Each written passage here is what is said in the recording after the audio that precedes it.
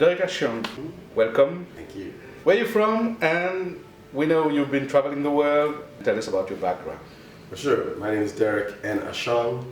My friends call me DNA. I was born in Accra, Ghana, and grew up all around the world, in Brooklyn, New York, in Riyadh, Saudi Arabia, in Doha, Qatar, in Voorhees, New Jersey. I went to Harvard as an undergraduate, and afterwards I built my career partially in Hollywood and partially in technology, kind of at the intersection of both. And my primary interest is how you leverage the power of media, entertainment, and technology to empower people, to amplify new voices, and to hopefully tell stories that help people connect together around the world rather than break apart. You've had that opportunity to live within a diverse world. From that diversity, what makes you think that there are things people can connect to even if they feel that they are culturally different? This is a very good question. So when we think about cultural diversity, it's natural to think that, oh, cultural diversity means that there's all these differences between us. But every time you see a difference, it's actually indicative of the potential similarities, right? In order to have a difference, you have to have some sort of frame of reference. When you start looking at those frames of reference, you start seeing that people care about similar things all around the world. They care about family, they care about community, they care about living the best opportunities they can. They care about making certain kinds of connections with one another. But part of what we do is look at, well, if you've got a culture that's distinctive over here, and you have a culture over here that is also seeing themselves as quite divergent, if you give the opportunity for the people here to see those folks, not through our eyes, our interpretation, but through their own eyes, through their own lens, then all of a sudden you start to see their frame of reference. And it's not in the actual cultural manifestation that we find whether we're the same or different. It's in that frame, right? So for example, if I say that, an image of a kid in Belgium and it's a baby being held by their mother, they might be looking and saying, okay, this is Belgium, I'm here in Africa, we're completely different. But I come from West Africa. One of the most powerful and potent songs in our history is a song called Sweet Mother, right? Sweet Mother. So I might say to the person in Belgium, hey, do you know this song, Sweet Mother? They're going to say no. But if I show them that picture of that Belgian woman and her child, and I start singing, Sweet Mother, I no go forget you. And I say, this song says, Sweet Mother, I'll never forget you, the way you suffer for me. All of a sudden, connection. They don't know my particular cultural moment. They don't know that song. But the reference point, this mother loves her child. I know a song about all of us loving our mothers. The frame of reference is what brings us together. So I feel that in this world where technology enables us to connect across so much distance, that this is the opportunity for us to see those cultural frames and how we see the world through each other's eyes. Technology is very often perceived as gold. Even those who are technicians within this world are looking for content. Actually, this is all what you're talking about. Absolutely. About people, about culture, about content. How can we have such diverse content in a world where today we find all types of nationalism coming up? Yes. Okay, so this is a fantastic question. In this world today, we see the rise, yes, of a lot of nationalism, a lot of people saying like, hey, we've got to hold on to our culture. We don't want these people taking over who we are. And technology is theoretically something that can bring us together, but in many ways it's been used to divide people apart. And as you said, technology is seen as something that's sometimes cold, dispassionate, it's algorithmic. But that's not true. At the end of the day, everything in human society is built on culture. If I start talking about the importance of culture, people and technology won't necessarily understand if we put it in the context of content. But if we put it in the context of how you run your company, they'll say, oh, no, culture is everything. I would say that culture is everything regardless of what you're talking about. Culture is like the water in which the fish swims. The fish is not conscious always of that water. The fish may not know that he or she is in the water, but that water defines the fish's very existence. Likewise, humanity is with culture. And the reality is, all that content is, all that video, radio, music, whatever, is just ways of communicating. And arguably, artistry is human communication taken to the highest levels. When you see a human who cannot communicate, we feel badly for them, because all of a sudden it's like there are fundamental aspects of the humanity that have been left aside. So if a person has a disability, oftentimes discriminated against or ostracized if they can't communicate effectively. If you have a person who's small, we try to cultivate their capability to communicate. We want to hear the baby's first words. Communication is the way in which we transmit culture to one another. So at the end of the day, people will always say like, oh, no, it's not about content, it's about platform. That's because they're thinking about business models. But the reality is, if you have a platform that does not have compelling content, you have nothing, because people won't come to you. Culture is everything. And what we need to realize is we can use our culture to try to find ways to separate ourselves, or we can use our culture to try to find ways to come together to solve problems. At the end of the day, part of what defines humanity is that sense of I am me and you are you. And I am in part defined by myself in terms of how you are different from me. At the same time, in order to do things, we have to work together. No one ever built a company by themselves.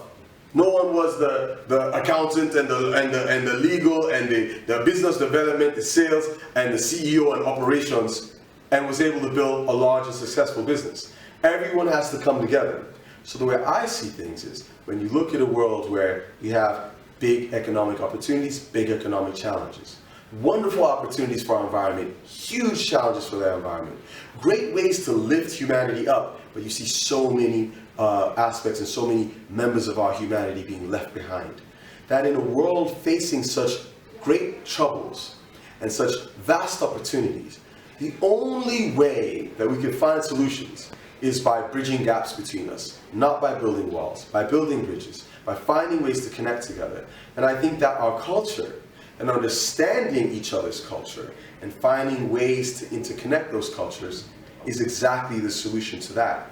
And for me, that is done by exchanging stories, and that is why we do content. We've had history where people have been divided because of financial gain. And now we come into a new era where we can invest in cultural diversity itself. It's no more about land grabbing. It's no more about extracting resources from the soil and leaving people in dire poverty. Can we talk about investing into a virtuous sector? Okay, so yes, for a long time people have basically made money from dividing people, from saying that you guys are going to be marginalized and we're going to take your resources, dig it up out of the ground, dig it up out of your sweat and blood, and we're going to monetize those resources for our benefit. And the only way that that works is if you make some people less human than other people. All people are created equal, just some people are more equal than others. That's not feasible in a world where all of a sudden it's easier to see how everybody lives. That's the power of technology. On the one hand, it can be used to twist people's words, and manipulate their ideas and their identities, try to pit them against one another. On the other hand, it can also be used to show people how other people live. And when you do that, people start to make the connections themselves. So when we think about creating kind of a virtuous circle, where we're not having this colonial model of you go come in, you go chop what I have, and then you leave me with nothing. Why? At the end of the day, if we can find ways to collaborate, then yes, everyone can have an opportunity to elevate themselves. The reality is some people will always have more than other people. But the principle that some people have to have so much and others have to have so very little is flawed. It comes from a fundamental greed, which is then applied to the mechanisms of storytelling, and they will tell you that if you believe that, no, everyone should have a chance to strive and achieve and live and thrive, then somehow you're purporting to steal resources from those who've worked hard to get those resources. And yet if you look at the development of the modern world, and even places in this world to this day, you will see that there are people who are working very, very hard. Some of the hardest working people in the world today have the least to show for their labor because it's being exploited by other people. So, personally, yes, I am an entrepreneur. We raise money, we raise capital, we sell, we build business, etc. There's nothing wrong with that to my mind. The problem comes when my ability to sell comes at the cost of your humanity. And what we need to do is to build a world and a cultural framework where we accept that there's a fundamental value in every human being upon this earth, like them or no.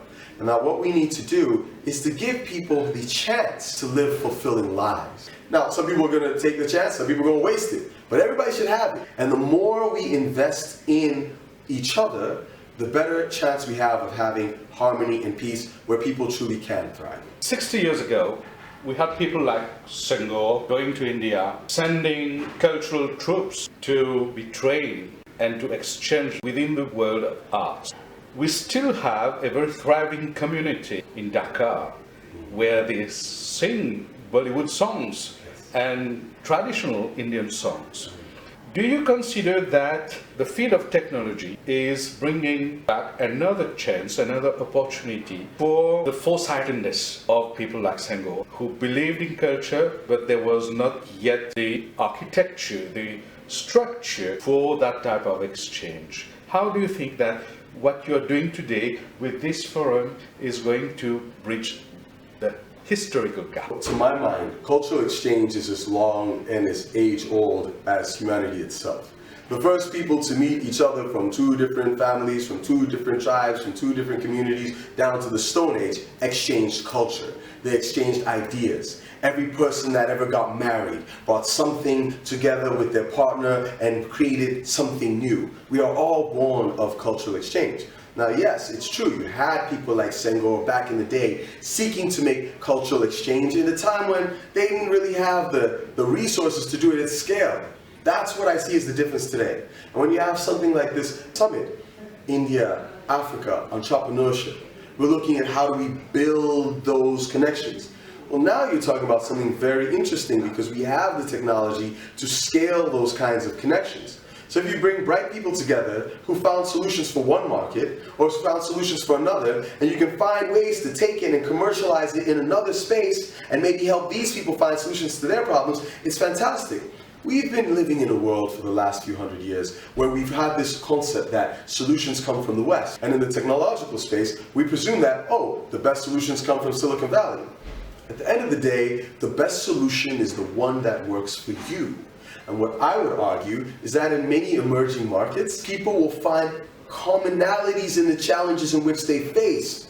So rather than import a solution from outside, find a solution for your space. Identify people who share the same issues, who got the same problem. See if you can find a way to work with them to see if your solution can also become theirs. And that's the opportunity from the India-Africa Entrepreneurship Summit. It's not about, oh, we're going to help, charity this, exchange that. No. That charity model is dead. You got all these institutions out here charging millions of dollars to raising millions of dollars and putting 80% of it towards their executive salaries rather than helping people on the ground. Furthermore, if they ever solved the solutions they were created to solve, they would immediately go out of business. So there's a fundamental discrepancy in the incentive system. I think that when you have an incentive structure where I benefit from solving the problem, that the more my solution works, the more I benefit. The more if I sell my solution to you, the more it works for you, the more you benefit. Now all of a sudden, we've got a reason to make change. Change that is sustainable, change that is scalable. Some people will act like business is a bad word. I think business is one of the best words in the human language. Because all it means is, I see a problem, I create a solution, I'm going to offer that to you in a way that remunerates me for my effort. And hopefully at a price that is affordable to you to get that solution that makes your life that much better. That's what this is all about. And I think when you look at the emerging markets, where we see business not just as a way to get rich, which we will, it's all good, but it's not just about the money. It's about improving society. When you look at it from that perspective, and you think, wow, if I can find my societal improvement here, and extrapolate it there, and extrapolate it there, and extrapolate it there, then you not only find product market fit, but you find an ability to scale in a way that improves the world that we live in. And because that world is in dire need of people being serious about finding solutions, I think we need all hands on deck. We need our artists, we need our activists, we need our industry, we need our entrepreneurs. We need all of us to step up and hopefully work together towards that better world. Derrick, thank you so much.